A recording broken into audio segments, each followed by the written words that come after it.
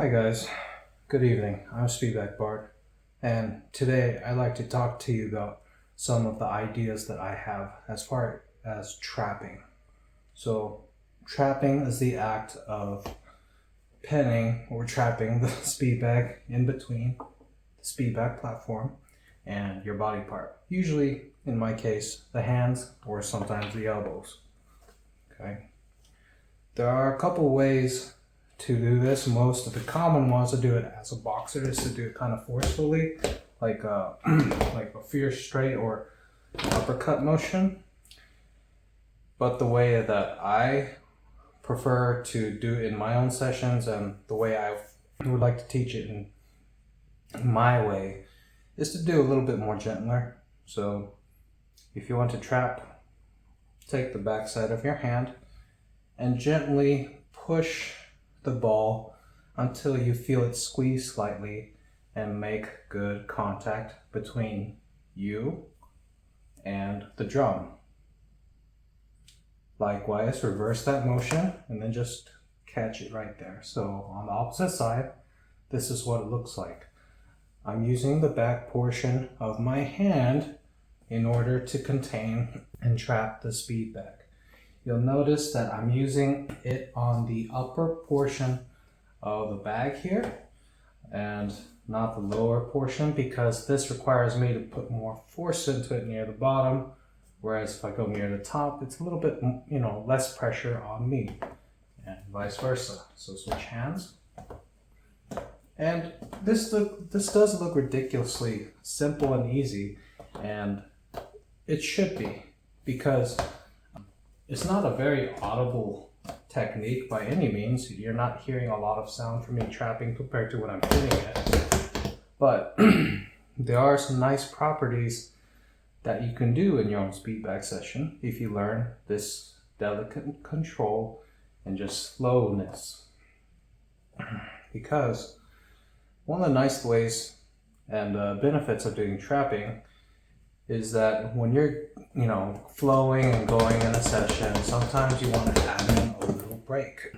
Sometimes you want to add a little pause, a little session for you just to take a breath, slow down, end a phrase, begin to start another phrase, or just, find a way to end the session. So, when you trap the speedbag with your hand either here or there, one of the most common options is just to let it drop and then just reflow into it. But there are some wonderful transitions you can do when the ball is trapped like so. I'm just going to call this a twirl, but you can essentially twirl the bag parallel to the circumference of the speedbag platform using kind of just a flick of the wrist, a little slight rotation.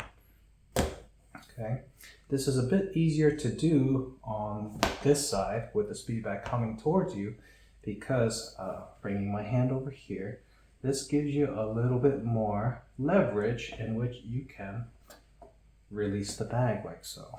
And opposite side, right here. Sorry, that was a bad one. Here. There.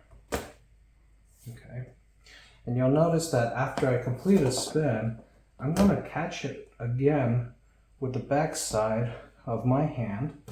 And ideally, I'll try to get it as close to the upper half of the bag, but especially when it's in motion, it can be a little trickier. So sometimes I usually just get near the middle, and that's okay. So a small little exercise that you can do to get used to this style of trapping is first just trap the ball speedbag like this with one hand. Nice and easy. You don't want to make too much power contacting the bag. In fact, the less power you use, the better control and sensitivity you'll build up. Switch hands.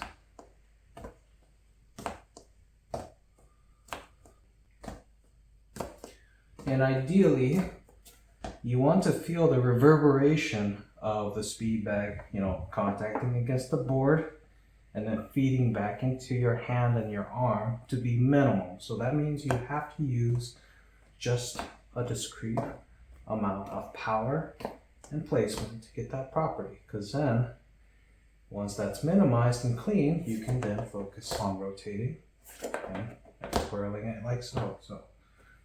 So front, back, twirl, catch, front, back, twirl, catch, front, back, twirl, catch, front, back, twirl, catch, front, back, twirl, catch, front, back, twirl, catch.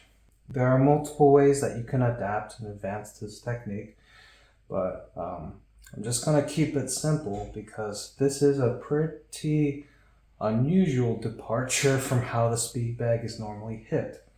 So what I would encourage instead is just maybe use this as a blueprint for trying out a softer style of manipulating the Speedbag. And then as you learn this way of, kind of expressing yourself, you can find ways to tailor your own adaptations to it and let it flow. Part of the reason why I'm very passionate about this style of trapping is because I've read through a lot of the resources for Bible style Speedbag on how to hit the bag, and then of course a little bit about talking about the trapping section for the boxer style. I wanted something a little bit softer.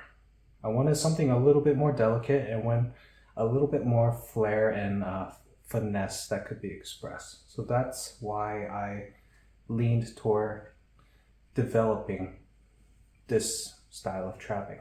So I hope you guys just use this as yet another footstep and just another springboard in which you can master this and then create your own wonderful adaptations, your improvements, and continue to enrich the Speedbag community. So thank you.